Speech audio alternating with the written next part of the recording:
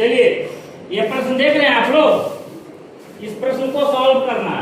क्या बोल रहा है, यदि तीन संख्याओं का गुणनफल 6720 है, जिनमें दो संख्याओं का गुणनफल 240 है, तो तीसरी संख्या क्या हो। बहुत ही आसान है, ठीक है। तो ऑप्शन भी आपके सामने है, चलिए इसको हल करते हैं, देखते हैं कैसे बनता है।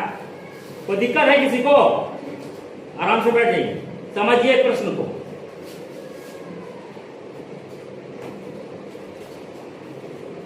माना कि संख्याएं, संख्या पहले मानना होगा हमको, ठीक है। तीन संख्या मान लेते हैं क्योंकि तीन संख्या का गुणनफल कर रहा है। तो माना कि संख्याएं ए, बी और सी संख्या मान ली। पहली संख्या क्या माने, ए, दूसरी संख्या बी और तीसरी संख्या सी।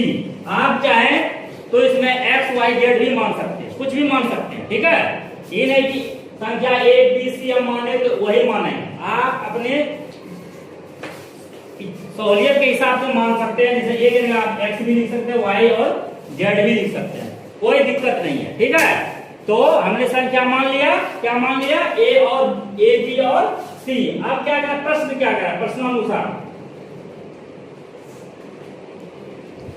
प्रश्न क्या कह रहा है कि तीन संख्याओं का गुणनफल, मतलब तीन संख्या ए बी और सी, इसका गुणनफल कितना है जी, टोटल 6720। तीनों संख्याओं का गुणनफल कितना है, 6720, तथा इसमें और दो संख्या है, जो दो संख्या है उनका गुणनफल 240 है, तथा दो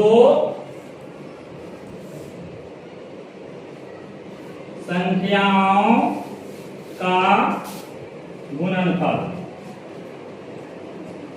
वो कितना है,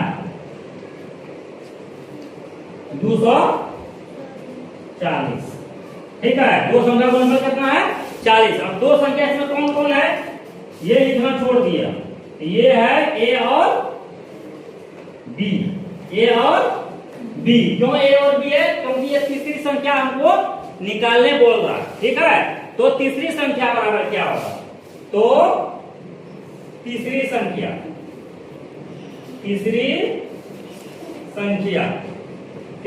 बोल रहा है निकालने के लिए, तो तीसरी संख्या बराबर निकालेंगे। तो तीसरी संख्या क्या माने है, सी को। तो ए बी सी का वैल्यू कितना है, 6720 बटा ए बी, मतलब दो संख्या का गुणनफल कितना होगा जी, 240। बहुत ही आसान है।